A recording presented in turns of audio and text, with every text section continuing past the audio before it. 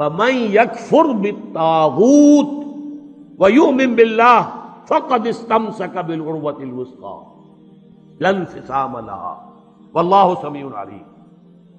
تو جو شخص بھی طاغوت کا کفر کرے گا، انکار کرے گا، طاغوت کے خلاف بغاوت کرے گا اور ایمان لائے گا اللہ پر، یہ اہم ترین مقام ہے اس اعتبار سے کہ جیسے میں نے اس سے پہلے بھی دیکھا لا الہ الا ہو، لا الہ پہلے ہے، الا ہو بعد میں آتا ہے، نفی اس بات۔ اسی لیے بعض جو ہمارے سلسلے تصوف کے ہیں اس میں جو ذکر ہوتا ہے لا الہ الا اللہ، اسے نفی اس بات کا ذکر کہتے ہیں، لا الہ الا اللہ، الا پر وہ ضرب لگاتے ہیں قلب کے اوپر، جس سے ایک خاص قسم کی کیفیت پیدا ہوتی ہے، ایک نفسیاتی کیفیت حاصل ہوتی ہے۔ تو پہلے نفی ہے پھر اس بات، وہی ہے پہلے طاغوت کا انکار کرو پھر اللہ پر ایمان لاؤ، تب ایمان معتبر ہے۔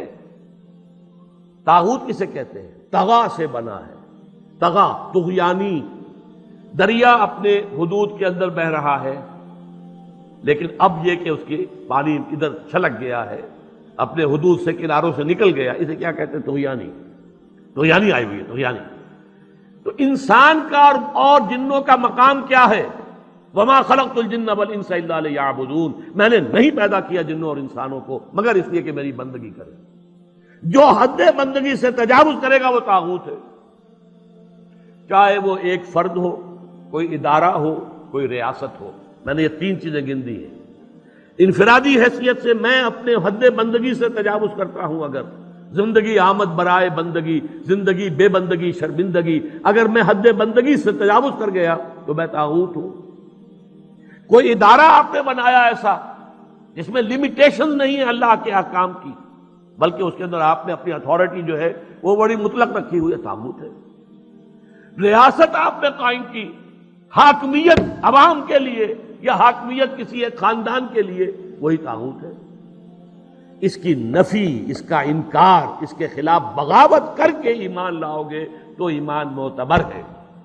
اور اگر طاغوت سے دوستی بھی چل رہی ہے، طاغوت کی چاکری بھی ہو رہی ہے، انگریز کی ملازمت بھی کر رہے ہیں، انگریز کی فوج میں شامل ہو کر خانہ کعبہ پر جا کر گولیاں بھی چلا رہے ہیں، انگریز کی فوج میں شریک ہو کر اور جنرل ایلن بی کو یروشلم کا قبضہ لے کر دے رہے ہیں، لیکن ساتھ ہی تہجد بھی پڑھ رہے ہیں۔ ایسے تھے فوجی مسلمان بلوچ ریجمنٹ کے اور پنجاب کے، بڑے لمبے لمبے بال، زلفیں رکھی ہوئی ہیں، نمازی ہیں، اور یہ کہ تہجد ہے کہاں؟ انگریز کی فوج میں۔ یہ تو طاغوت کی چاکری کر رہے ہو بھائی، طاغوت کے ساتھ تعاون۔ حال یہ ہے کہ حضور فرماتے ہیں من مشى مع فاسق ليقويه فقد اعان على هدم الاسلام، جو شخص کسی فاسق و فاجر انسان کے ساتھ چلے اسے تقویت پہنچانے کے لیے، اس نے اسلام کی عمارت کو جڑوں سے کھودنے میں مدد کی، منہدم کرنے میں مدد کی۔ من مشا صرف چلنا، آپ کسی کے ساتھ چلتے ہیں تاکہ تقویت اسے ہو جائے، لوگوں کو معلوم یہ بھی ان کے ساتھ ہے۔ من مشا مع فاسق، فاسق کافر بھی نہیں، فاسق، لیقویہ، تاکہ اسے تقویت پہنچائیں۔ فقد اعان علی ہدم الاسلام، اسلام کی عمارت کو جڑوں سے کھود کر گرانے میں مدد کی۔ ایک اور حدیث میں آیا اذا مدح الفاسق، جب کسی فاسق کی مدح کی جاتی ہے، غضب اللہ تعالی واہتز لہ العرش، اللہ تعالیٰ انتہائی غضبناک ہوتے ہیں اس درجے کہ عرش کانپنے لگتا ہے، تھرا اٹھتا ہے عرش، اتنا غضب آتا ہے اللہ تعالیٰ کہ ایک شخص میرا باغی ہے، میرا فاسق ہے، فاجر ہے، اور اس کی مدح کی جا رہی ہے۔ اب اس کی روشنی میں آپ اپنے طرز عمل کا جائزہ لیجیے۔ لگے ہوئے ہم اسی نظام کی چاکری میں، اسی نظام کو تقویت پہنچانے میں۔ کہاں ہے اللہ کے ساتھ؟ ان سے ہم نے کہاں بغاوت کی؟ بغاوت کے کم سے کم یہ سمجھیے 3 درجے ہیں۔ سب سے کم کیا ہے؟ نظام سے شدید نفرت ہو، ترک تعاون ہو، ترک موالات ہو، یہ نیگیٹو حصہ ہے صرف۔ جیسے گاندھی نے کبھی کہا تھا ترک موالات، نہ انگریزی کپڑا پہنیں گے اور بلکہ ہم تو نہ کوئی اور امپورٹڈ شے استعمال کریں گے، اور بلکہ ہم تو جو ہے اپنی کھدر خود بنیں گے اور پہنیں گے۔ ترک موالات، ترک تعاون، عدم تعاون، یہ پہلا درجہ ہے۔ طاغوت کے ساتھ موالات نہ ہو، دوستی نہ ہو، چاکری نہ ہو، محبت نہ ہو، بلکہ ترک تعاون، ترک موالات اور دل میں شدید نفرت۔ اگلا مرحلہ کیا ہے؟ طاغوت کے خلاف زبان سے جہاد کرنا۔ یہ کام غلط ہے، ہم اسے پسند نہیں کرتے، ہم اس میں تعاون نہیں کریں گے، زبان سے بھی ایک اعلان کرنا۔ اور آخری مرحلہ ہے سب سے اونچا، طاقت کے ساتھ اس طاغوت کو ملیا میٹ کر کے حق کا نظام قائم کرنے کی جدوجہد کرنا۔ یہ ہے اصل مطلوب۔ الآن جیسے کہ مجھے واقعہ یاد آ گیا حضور کا، کہ حضور اور حضرت عمر ساتھ ساتھ چل رہے ہیں، کوئی چہل قدمی ہے یا کچھ اور معاملہ ہے۔ حضور پوچھتے ہیں عمر تمہیں مجھ سے کتنی محبت ہے؟ عرض کیا کہ حضور آپ مجھے دنیا کے ہر انسان سے زیادہ محبوب ہیں۔ اب آپ آنکھوں میں آنکھیں ڈال کر پوچھتے ہیں اور اپنی جان سے؟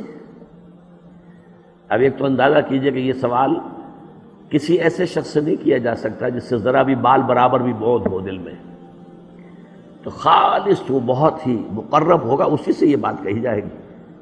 اپنی جان سے؟ تو حضرت عمر نے تھوڑا سا توقف کیا، پھر عرض کیا ہاں اب میں کہتا ہوں کہ ہاں آپ مجھے میری جان سے بھی زیادہ عزیز ہیں۔ فرمایا الآن، اب پہنچے ہو تم اس مقام پر کہ جہاں ہونا چاہیے۔ تو الآن والا معاملہ یہ ہے کہ انسان تن من دھن اپنی زندگی ہر شے لگا دے طاغوت کے خاتمے اور حق کے غلبے کے لیے۔ وہ ہے جہاں سے بات شروع ہوئی تھی، لگا دو، کھپا دو، صرف کر دو۔ یا ایھا الذین آمنوا انفقوا مما رزقناکم من قبل ان یاتی یوم لا بیع فیہ ولا خلۃ ولا شفاعۃ والکافرون هم الظالمون۔ اس روش کو اختیار کرنے سے انکار کرنے والے ہی تو کافر اور ظالم اور مشرک ہیں۔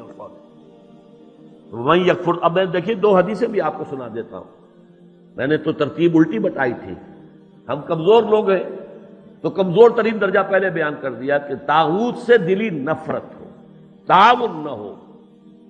اس سے اوپر یہ کہ زبان سے جہاد اس کے خلاف کیا جائے، اس سے اوپر ہے طاقت کے ساتھ جہاد کیا جائے۔ لیکن حدیث میں آتا ہے اوپر سے نیچے کی طرف، من رأى منکم منکرا فلیغیرہ بیدہ، تم میں سے جو شخص بھی کسی منکر کو دیکھے، بدی کو دیکھے، اس کا فرض ہے کہ اسے اپنے قوت سے، طاقت سے، ہاتھ سے بدلے۔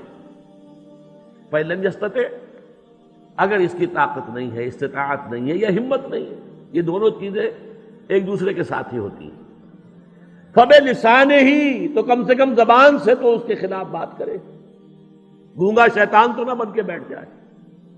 فَإِن لَمْ يَسْتَطِعْ، اگر اس کی بھی طاقت نہیں ہے، ہمت نہیں ہے، فَبِقَلْبِهِ، تو دل سے شدید نفرت رکھے، وَذَلِكَ أَضْعَفُ الْإِيمَانِ، یہ ایمان کا کمزور ترین درجہ ہے۔ دل میں نفرت بھی نہیں ہے تو ایمان ہے ہی نہیں، ایمان کی نفی ہے مطلق۔ دوسری حدیث سن لیجئے، یہ تو ہے مسلم شریف کی روایت حضرت ابو سعید خدری سے رضی اللہ تعالی عنہ۔ مسلم شریف ہی کی دوسری روایت ہے عبداللہ ابن مسعود سے رضی اللہ تعالی عنہ۔ حضور فرماتے ہیں ما من نبی بعثہ اللہ فی امتہ قبلی الا کان لہ حواریون و اصحاب، اللہ تعالیٰ نے کسی بھی قوم میں، امت میں مجھ سے پہلے جب بھی کسی رسول یا نبی کو مبعوث کیا تو اس کے کچھ نہ کچھ صحابہ، کچھ نہ کچھ حواری ہوتے تھے۔ حواری حضرت عیسیٰ کے صحابہ کو کہتے ہیں، صحابہ جو ہیں حضور کے ساتھی ہیں۔ تو ہر نبی کے کسی کے کم کسی کے زیادہ کچھ نہ کچھ تو ہوتے ہی تھے۔ وہ کیا کرتے تھے حواری اور صحابہ؟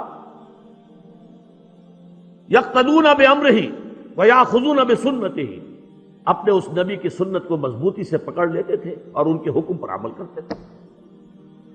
ثم انہا تخلف من بعدہم خلوف، پھر ہمیشہ ایسا ہوتا رہا کہ کچھ عرصے کے بعد ایسے ناخلف لوگ آ جاتے تھے امت کے اندر، یقولون ما لا یفعلون ویفعلون ما لا یؤمرون، کہ جو کہتے تھے وہ کرتے نہیں اور کرتے وہ ہیں جس کا حکم نہیں ہوا۔ نئی سے نئی رسمیں، نئی سے نئی بدعات جن کا کوئی ثبوت نہیں، کوئی حکم نہیں، کوئی ثبوت ہی نہیں کہ دور صحابہ میں بھی کوئی ایسا کام ہوتا تو وہ تو ایجاد ہو رہی ہیں اور ان کے اوپر پیسے بھی لگ رہے ہیں، تقریبات بھی ہو رہی ہیں، سب کچھ ہو رہا ہے۔ اور